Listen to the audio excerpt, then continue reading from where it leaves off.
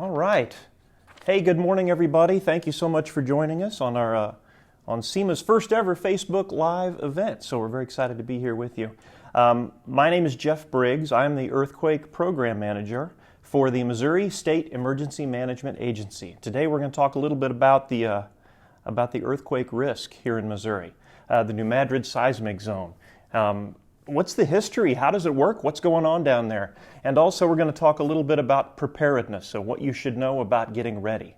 Because although a big earthquake hasn't happened lately, the experts say a big earthquake is going to happen one of these days, and it's going to be a big mess when it does. So we really want to be ready for that. So I thank all of you who are joining me live, and if you're joining me on delay, which I'm sure a lot of you are, that's great too.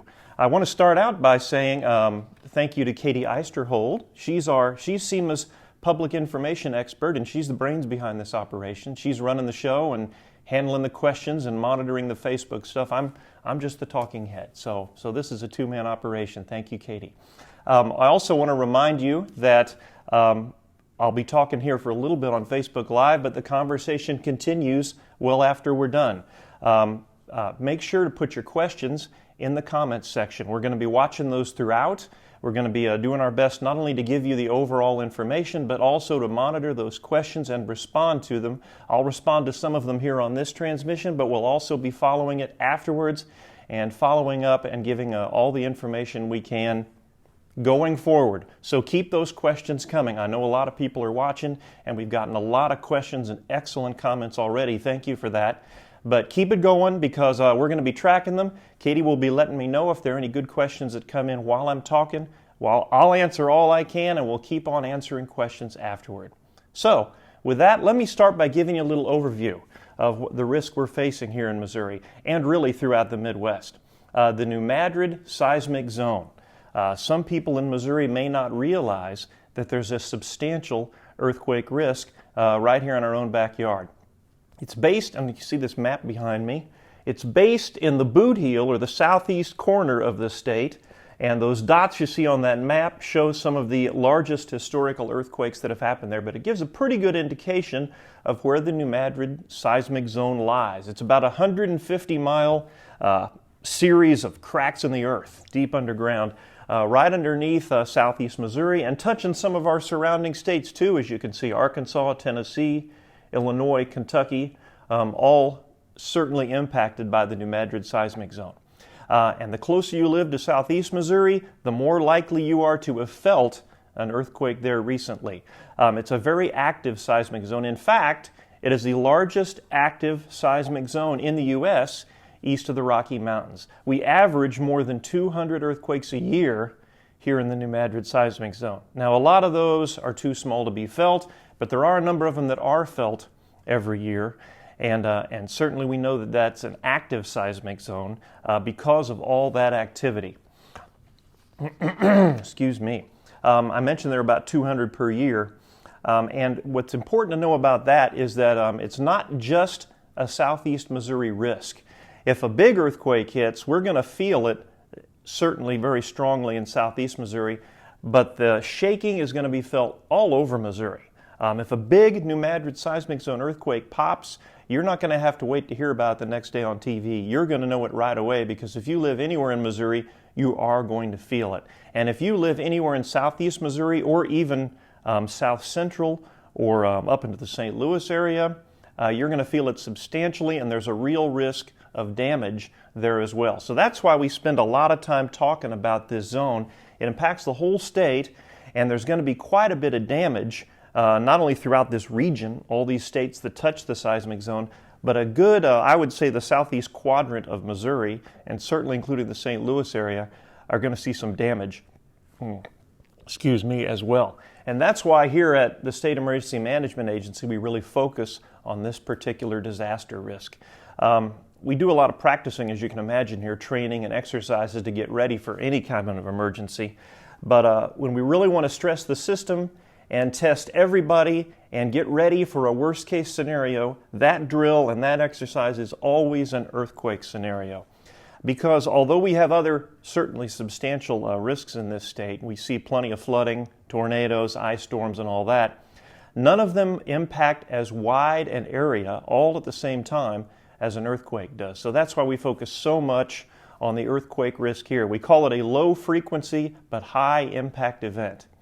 And the reason we know a little bit about what the risk here and what the potential is because the geologists and the seismologists tells us that anytime there's an active seismic zone, you want to look to history and figure out what has happened in the past in that area to give you some indication of what's going to happen in the future. And that's why we look to the last series of really large earthquakes we had in this area. And that was in the winter of 1811 and 1812. The largest series of earthquakes in U.S. history, east of the Rocky Mountains, happened, unfortunately, right here in the New Madrid seismic zone. Earthquakes are measured in magnitude, as you may know, roughly a 1 to 10 scale. Anything over a 4, you're going to start feeling it. Anything over a 6 is considered large. Anything over 7 is a real whopper of an earthquake with major impacts. We had a series of 3 earthquakes that were, the scientists estimate, about a magnitude 7.5 that happened a little over 200 years ago.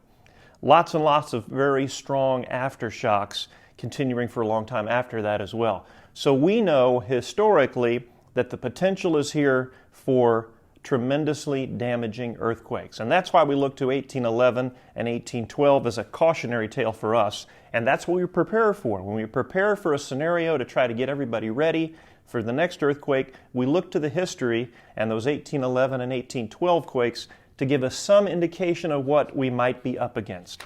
And of course, back 200 years ago, we didn't have the scientific instruments we have now.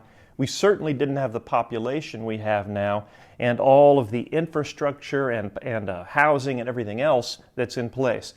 Back then, based on the news articles and the journals we saw, there were tremendous impacts. The geography of the area changed.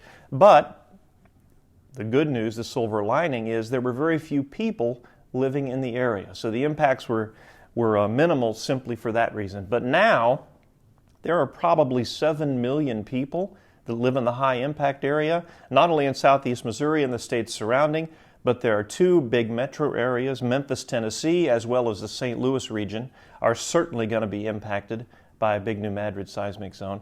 And all of the structures, the utilities, the power, the water, and everything else are going to be absolutely upended by this. So that's a real change between now and the last time we had a big series of earthquakes 200 years ago. So when we talk about that level of damage and what to expect, the natural question is, so when's this going to happen again? What are the chances we're going to see something like this in our lifetimes? And that's a tough question to answer. Some people will say, well, we haven't had a real huge series of quakes in more than 200 years, maybe we don't need to worry about it. While other people might say, it's been 200 years, we're overdue. Well, ask the experts, and they don't have a real good answer for this. All they can do is give us their best estimate based on the geology they see and the history they review. They say that there is a 25 to 40% chance of a magnitude 6 or larger earthquake in a 50-year time period. What are the chances of another enormous series of quakes like 200 years ago? That would be something over a magnitude 7, and they say in a 50-year time period there's a 7 to 10% chance. Now, that doesn't really tell us when it's going to happen. It could happen tomorrow, it could be another 100 years. But what it does tell us is that it's an active seismic zone. The experts say there's a significant percentage that it will happen at some point. What it tells us is it's important to be ready for, and we need to prepare for it. So, and here's the other tricky things about earthquakes. Not only do we know we need to prepare for it because of the history, we also know that we haven't figured out a way to predict when it's going to happen. This is a no-notice event, which makes it unique among natural disasters. We know when floods are coming, right? Lots of rain, rivers going up. We've gotten pretty good in recent years about tornado warnings. We get alerts on our phones now. We see broadcast alerts. We usually have at least a few minutes to know to seek shelter. Earthquakes are unique in a bad way because we have not figured out how to predict them. The earthquake's going to hit, and you're going to be doing whatever you're normally doing that day. The shaking's going to start, and you are not going to have any advance notice of it. So that is a unique problem for earthquake preparedness. And that's why it's especially important, I think, we have conversations like this, because we're not going to have a chance to have a few minutes say, hey, an earthquake's coming, here's what you should do. Well, an earthquake's here, and if you don't know what to do, it's too late.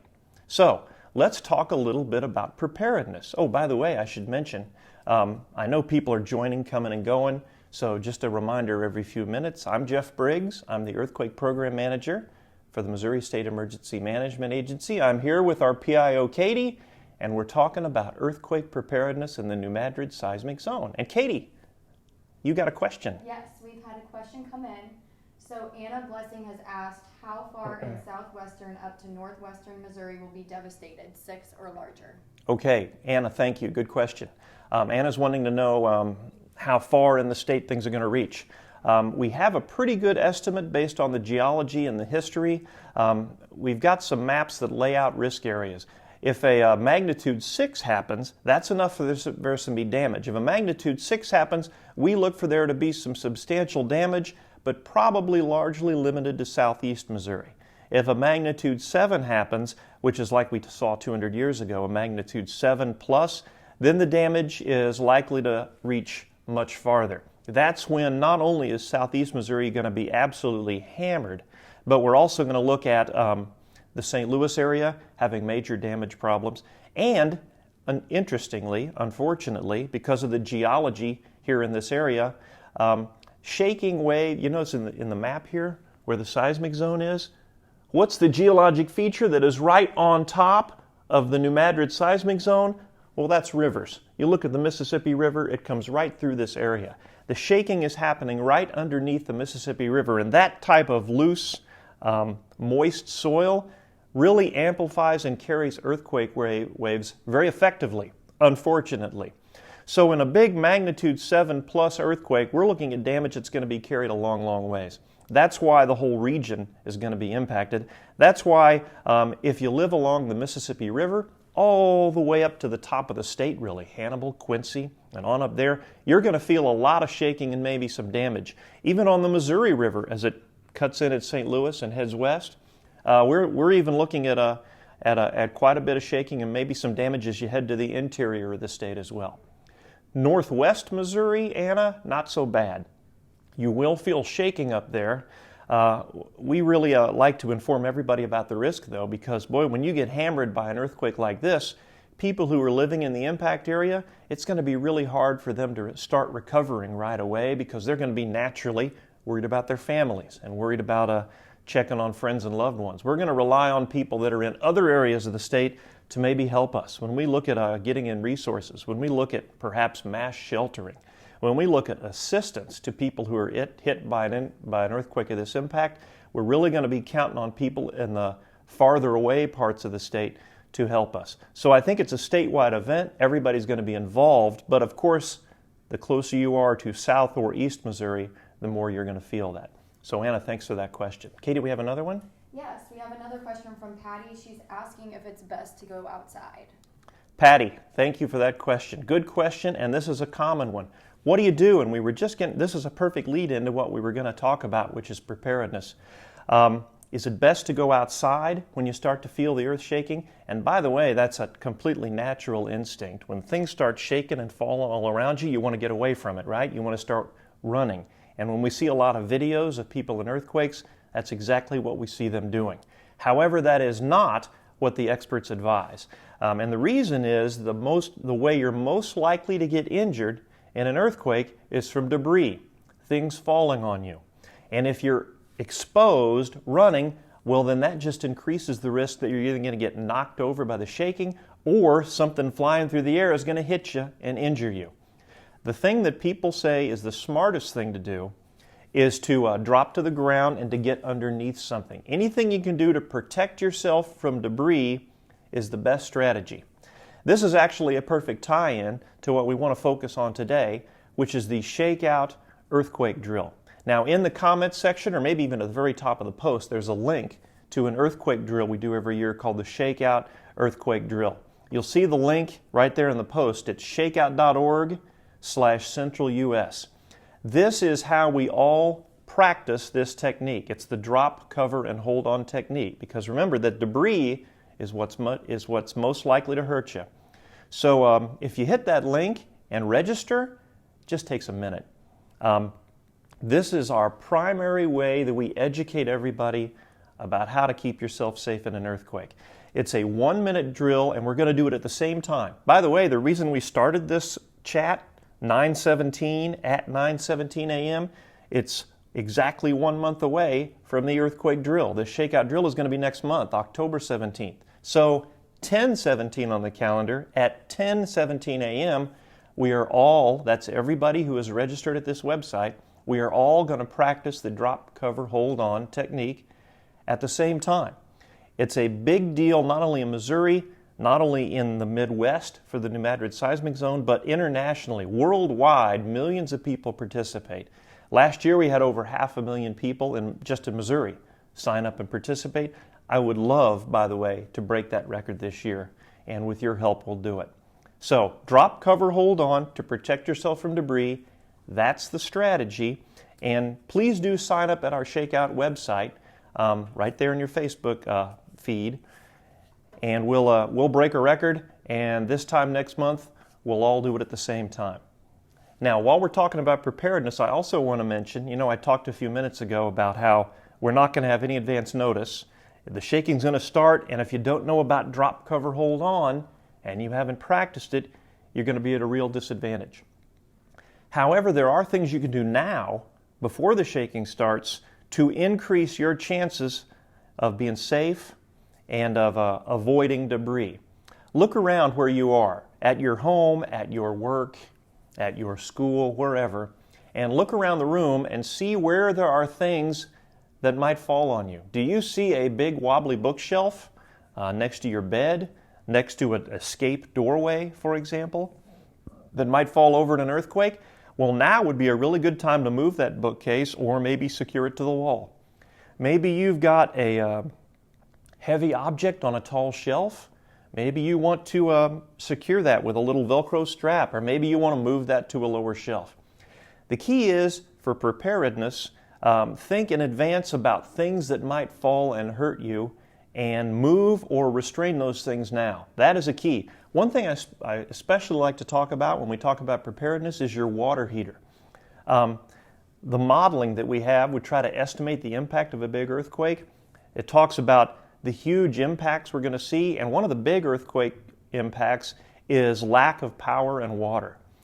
We estimate that day one, following the next big New Madrid seismic zone earthquake, we're going to be looking at about 2.5 million people in the region with no power, and over 1 million people with no water.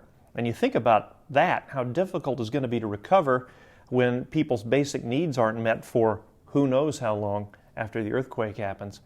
People are really going to need fresh water, and the best way to preserve fresh water is to make sure your water heater is up and running. Strap your water heater to the wall, and not only have you avoided a big mess when it doesn't fall, but you've also saved 40 gallons or so of water. That is a critical resource for you and your family, so strap that water heater to the wall. That's a great preparedness tip. I want to remind you, by the way, that keep the comments coming. We've got a lot of people watching. Fantastic. Keep the comments coming. Katie's watching those, and we'll make sure to pipe up if we get any additional stuff. But let me tell you a little bit more about, let's see, I talked about preparedness. Oh, here's some other good stuff. Drop, cover, hold on is a great tip. If you're near a table or a desk and you can get underneath it, that's ideal. When you sign up for the Shakeout, by the way, when you sign up for the Shakeout, you sign your whole family up, or you sign up your community organization, sign up your school, your business, and during the registration process, that's a great way to get, easy way to get a lot of people involved. And that Shakeout website has a lot of cool stuff on it. Great resource for a lot of information about the New Madrid seismic zone. And if you really want to get into this drill, as a lot of us do, it even has a cool little audio download where it simulates the sound and feeling of, it doesn't shake, but it simulates the sounds of an earthquake. You can play over your loudspeakers so you and everybody else can really simulate what an earthquake might be like when you drop, cover, and hold on next month.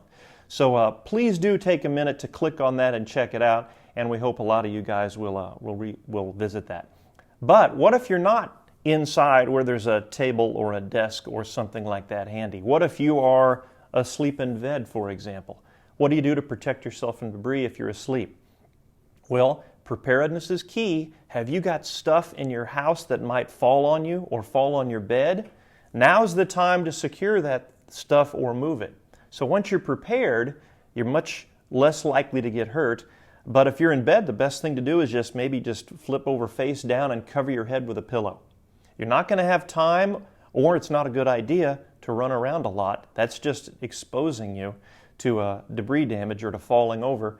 Flip over and cover yourself over. If you're driving, the best thing to do is just to safely pull over to the side of the road as best you can. Don't pull over under a bridge or under a big tree, but try to pull over in a relatively empty area and stay in your car. That car is a great protection against debris. So slowly, safely pull to the side of the road and stay in your car. What if you are outside? You're nowhere near anything that you could get under to protect you. Well, the advice is not that much different than if you're driving a car. Try to get away, step away from anything immediately over your head if you can. Drop to the ground and cover yourself up. And by cover yourself up, I mean bend down, tuck your head into your arms, and just protect your head and neck, the most vulnerable parts of your body. Protect your head and neck until the shaking stops. So that's the best thing to do.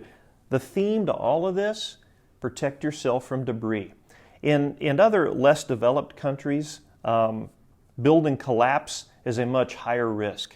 In some parts of the world, we saw earthquakes in Mexico City recently, Port-au-Prince, Haiti was really devastated. There are other places, Nepal, Afghanistan, China, some of the other seismic zones. We see a lot of complete collapse. And in those areas where the building stock is just not very sturdy, people actually do advise get out before the building collapses on you. But here in the U.S. and in other developed countries, that is extremely unlikely. What's much more likely is you're going to get hurt by debris. So that's why we say do not run outside, because the building is very unlikely to collapse. What's much more likely is something's going to fall on you and hurt you. So stay where you are, drop, cover, and hold on. That's the strategy there. Excuse me. So I want to remind you again, shakeout.org/CentralUS. We would love for you guys to join us. Oh, I should tell you about this. To demonstrate the power of the New Madrid seismic zone, I don't know if any of you folks have ever been to or heard of Reelfoot Lake. It's a big lake in western Tennessee, 20,000 acre lake, big recreational popular lake, but it's very shallow. It's only about 10, 15 feet deep in many places. Interestingly, Reelfoot Lake did not exist 250 years ago. That lake was created by the series of New Madrid seismic zone earthquakes in 1811 and in 1812. There was so much upheaval down in southeast Missouri that time that there was actually a section of land that rose up just south of New Madrid, a little town right there at the tip of the Mississippi River. There were journal entries and newspaper articles from that time that talked about seeing waterfalls in the Mississippi River, that talked about the river flowing backward for a time. The experts have reviewed that and say that is very likely exactly true. That is not exaggeration. And the reason is they've seen evidence of the ground actually rising up and temporarily damming or blocking off the flow of the Mississippi River in that New Madrid area. To give you some idea of the power of the earthquakes down there, it rose up and deflected the flow of the river. It actually blocked it, which caused the waterfalls and the flowing backward, and it actually funneled Mississippi River water down out of its normal channel and funneled it into this low-lying section of ground in western Tennessee and filled it up and created Reelfoot Lake. Now, after a while, the force of the water kind of ate through that blockage and more or less returned to its normal path. But Reelfoot Lake was created by that series of earthquakes 200 years ago. So that's some indication of the power of what's going on underground. And we certainly expect when a series of large earthquakes hits again that we are going to see real geographical changes in southeast Missouri. And between that and all the aftershocks that are going to keep on coming, it's going to make recovery extremely difficult. We see around the world, and even in the U.S., other disasters of this impact, all the aftershocks. Some people will move away and not come back. Katie, we have another question. Yes, so Anna's asking about animals because she's heard that animals have instincts to kind of, if imminent danger is approaching. So do you have any input on that? I tell you, I've seen a few video clips and a few examples of where animals are very sensitive to small movements. I've seen a video clip or two where you see those security cams when you go on YouTube or something. You see the security cams where the shaking starts and people are going crazy. I've seen a few clips of where there's a dog in the clip, and the dog actually perks up and starts running a few seconds before the earthquake starts. So yeah, I think there is some evidence that the animals, they're so sensitive to small movements, may sense things a little in advance. I wouldn't count that as advance warning, though. I don't think you could rely on your animal to tell you when an earthquake's coming. Don't expect that to happen.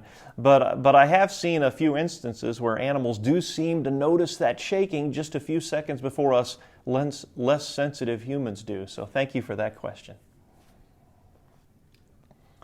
Let's see, what else can I tell you about?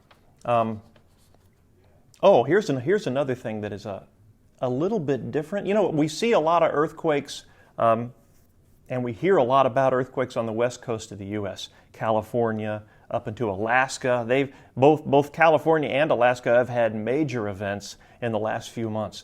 They have certainly a very active seismic zone out there. They have more felt earthquakes on the west coast than we do here in the New Madrid seismic zone. But the risk is different, and I think it's interesting to think about what that difference is. The shaking out there, although it is felt, and certainly there's significant damage out there to be sure, but things travel a little differently and earthquakes work a little differently on the west coast. For example, big earthquakes that happened like in Northridge in 1994, which is a big earthquake you may have heard of out in the Los Angeles area.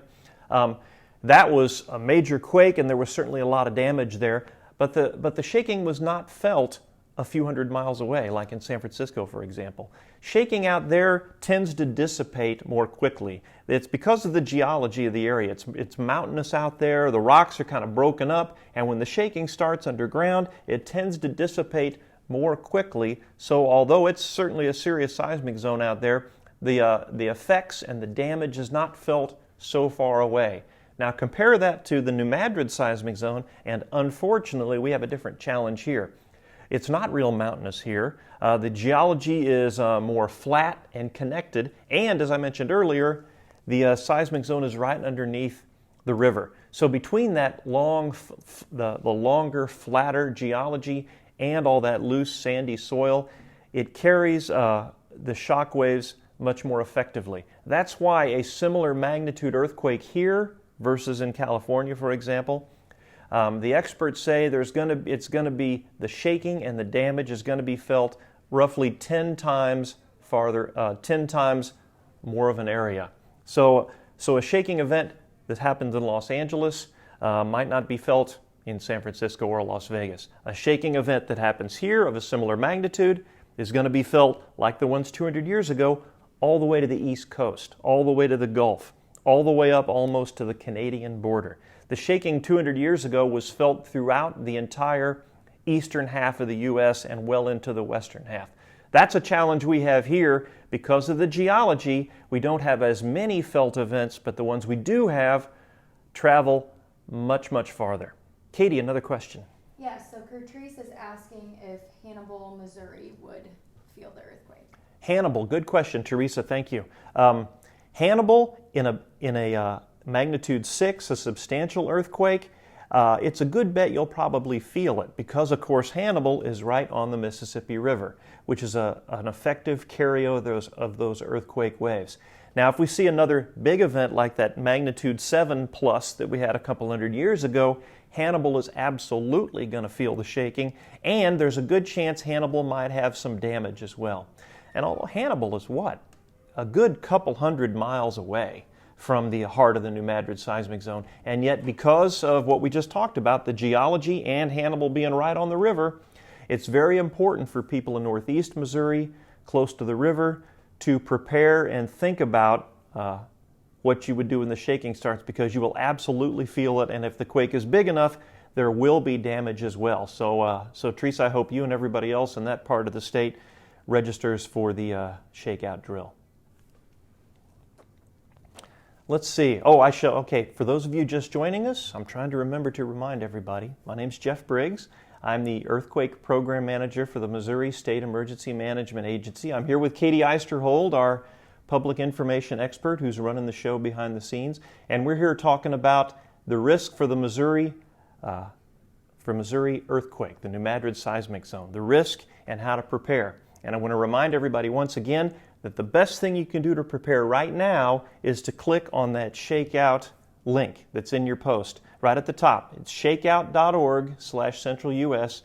1 month from today, we're going to be running a simultaneous earthquake drill where everybody practices the drop, cover, hold on earthquake technique at the same time. So please sign up. Sign up your family.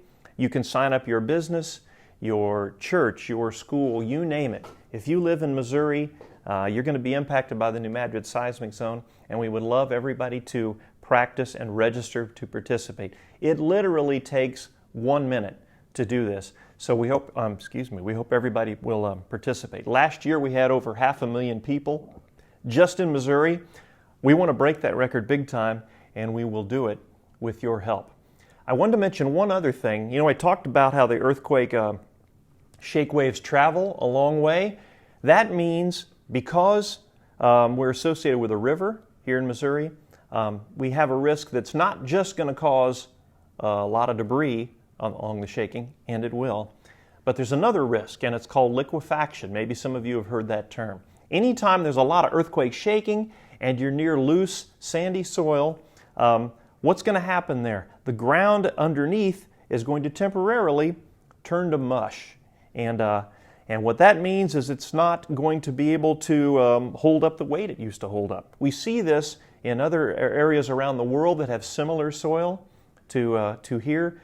Big earthquake active zones around the world, such as in New Zealand, such as in Japan, which had that big earthquake a few years ago. You may remember that damaged the nuclear power plant there. They have similar type of geology that we have here in the Midwest. Anytime you're close to bodies of water or a river, you have this risk of liquefaction when you've got that loose, sandy soil underground. That is a big concern for us here at SEMA. It's certainly a concern for all the emergency responders and the people who work with recovery after an earthquake, because not only are you going to have to deal with all the debris and all the aftershocks that keep coming, but while the ground is still shaking, there are going to be areas that turn soft, and not only doesn't support the weight it used to support, but things that are underground may come to the surface. We've seen evidence from places around the world where there are underground pipelines or things like that actually rise up to the ground because it's hollow inside, and it in effect floats up to the surface due to the liquefaction and the shaking. So that's going to have an impact on utilities, and that's something we really think about a lot when we talk about how we're going to recover after this disaster. Another question, Katie. Yes, from Mason, I think I'm pronouncing that right. How much damage would you expect in northeast Arkansas if a high magnitude earthquake hit?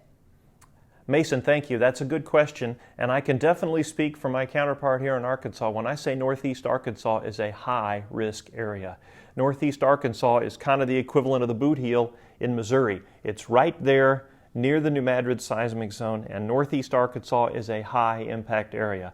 We expect lots of shaking, lots of damage, plenty of liquefaction because you're right there near the Mississippi River as well. And the Ohio River kind of comes in South Missouri there as well. So that's an area where you should absolutely be thinking about preparing, what you can do to secure potential debris around your house or your work or your school. It's also absolutely an area where everybody in northeast Arkansas should be signing up for the Shakeout drill as well. Shakeout.org/centralus. Certainly in that area you can expect plenty of shaking going on. And another one. Yeah, we have another one from Prissy. Has there been a measurement of the aftershocks from the 2 earthquakes this weekend, one in Arkansas and other in Missouri? That's a great question. Prissy, thank you. And I don't know the answer to that one. She's referring to an earthquake of pretty substantial size. It was a magnitude 3.8 that happened in north central Arkansas last week. I believe it was last week. And that was big enough to be felt. It was a little outside the typical range that we see from the New Madrid seismic zone, but that doesn't mean there aren't other risks in other areas as well. And it was a 3.8, which means that it was felt. You know, there's an interesting thing some of you may know about. The USGS, or the U.S. Geological Survey, has a site where you can go to see what all the latest earthquakes are, and you can sign up to get notifications. And if you're in an earthquake, you can actually go to that website and report that you felt it and report what you felt. So that 3.8 earthquake in north central Arkansas had over 4,000 felt reports. So a lot of people felt that. I do not know what the aftershock amounts are. Maybe you can go to that USGS site and check it out, though. That reminds me, Kate, if we don't have any other questions, that reminds me of something else I wanted to mention. And we had a few questions in our comments about this too, and that is the fracking risk, which is hydraulic fracturing, the fairly new method that oil companies are using now to get underground and extract oil and gas. That's an activity that has been going on in Oklahoma for the past few years, touching into southern Kansas, other places in the country as well. But people are asking about fracking and what that has to do with earthquakes, and that is a very legitimate concern. If you are in southwest Missouri, or maybe even up into the Kansas City area, part of the western and southwestern part of Missouri, you may have felt earthquake shaking in the past few years from fracking. And that is the technical term for that is induced seismicity, or man-made earthquakes. That is absolutely something that has been going on the past few years. What happens is in a very effective way, these oil companies have found to extract additional oil and gas from the shale deposits underground as they've been blasting this high-pressure water into these areas to break up the rocks and extract all this oil. But what has happened is they're left with all this dirty water after this fracking process, and they've got to dispose of all this dirty water. They've found they don't want to dispose of it at shallow levels. It might contaminate the groundwater. So what they've been doing is what they call wastewater injection. They've literally been pumping all this used water deep down underground, a couple of miles underground, just to dispose of it safely. Well, the unintended consequence for these oil companies has been that it has, in effect, been lubricating long dormant faults there in Oklahoma and in southeastern Kansas. And it has created earthquakes where there were few or none before. The stat I saw was in 2009 there were 2 measured earthquakes in Oklahoma. In 2015 there were over 900. So certainly the fracking has had an impact on earthquake activities there. They're trying to address that. Those numbers have been going down somewhat in recent years, but they still feel earthquakes out there, and fracking is certainly contributing to that. So if you're in the west or southwest part of the state, that's another good reason to prepare. The New Madrid seismic zone is the biggest historical risk, but it's not the only risk. So it's another good opportunity to prepare ahead of time, secure potential debris, and go to the Shakeout website, because there's another reason that we need to be prepared. Yes, ma'am, another question? Yes, Anna is asking about preparedness materials that we have on hand to share, and maybe just talk a little bit about some of the educational outreach that you do. Sure. Anna, thank you for that question. She's asking about educational materials. Let me send you, in fact, maybe Katie, we can put a link on this Facebook page to SEMA's earthquake page. It's got there's a resources section that has a whole bunch of good information. Yeah, we'll put that link out there for you guys. It has maps that show the projected intensity, how much shaking you might feel anywhere in the state of Missouri, which is really interesting, I think. It has even a simulation about, and you could click anywhere on a map in the state of Missouri, and it will shake and it will show you what you can expect. We have some other outreach materials that we'll put on this link, and I don't know, maybe that's my best answer, Katie. We'll just make sure and we'll put a link out there to our earthquake page that has a lot of good information for you. I've been talking for a long time. You know what? Maybe we should wrap this up. It seems like I've been talking for a long time, but I thank you for being with me today. A lot of great questions. Keep the conversation going, will you? Although I'm going to stop talking here in a minute. We do have one more question. Oh, do we have another? Yeah, I got time. Yeah. Sure. Okay, so Dominique is asking, how active has it been in Missouri lately? Is it true that the more smaller ones we have takes more energy away from the big one? Okay, Dominique, good question. And I'm not sure, I'm not a geologist, but I'm not sure how qualified I am to answer this, but I'll get at it sort of kind of. Her question had to do with how active we've been recently, and do little ones take the pressure off? Like if we have a bunch of little ones, are we less likely to have a big one? I don't know the answer to that. That's part of the challenge in predicting earthquakes. You know, if the scientists had a real good answer for that, then maybe we would be better at predicting and giving advance notice about earthquakes. I would say activity has been fairly typical lately. You know, we have about 200, a little over 200 on average earthquakes a year. And we've certainly seen seismic activity in southeast Missouri. Nothing big lately, but we've certainly seen seismic activity on an ongoing basis. I certainly encourage you all to go out to the USGS website if you'd like to see. It's got a great visual, and you can see how many earthquakes of a certain magnitude have happened in the past 7 days or the past 30 days. And there's been regular activity out there. I don't know that I could say that little ones take the pressure off for the big ones. I don't know the answer to that. I don't know even if the geologists have an answer to that. So I hesitate to speculate. But please do go to that USGS website. It's got really cool data on the latest earthquakes. I refer to it a lot. It's kind of the gold standard of earthquake record keeping.